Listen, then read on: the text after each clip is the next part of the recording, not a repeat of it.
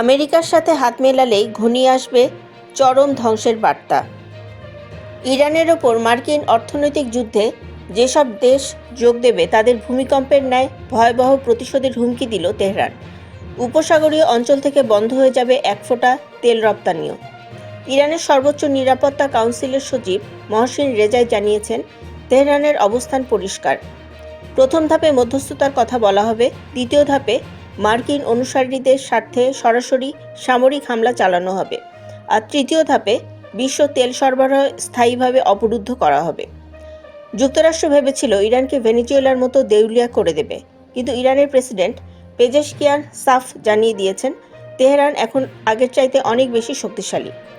Saudi আরব বা সংযুক্ত আরব আমিরাত যদি হরমুজ এড়িয়ে বাব আল মানদেব দিয়েও তেল পাঠাতে চায়, তাও মিসাইল দিয়ে উড়িয়ে দেবে ইরান। মধ্যপ্রাচ্যে থাকা আমেরিকার ডজনখানেক ঘাঁটি এবং হাজার হাজার সেনা এখন ইরানের নিখুঁত টার্গেট। বৈশ্বিক জ্বালানি খাতের এই সংকট পুরো পৃথিবীকে এক মহামন্দার দিকে ঠেলে দিতে যাচ্ছে।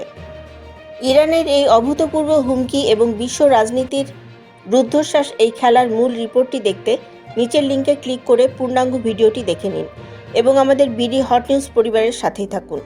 চ্যানেলটি সাবস্ক্রাইব করতে ভুলবেন না। ধন্যবাদ।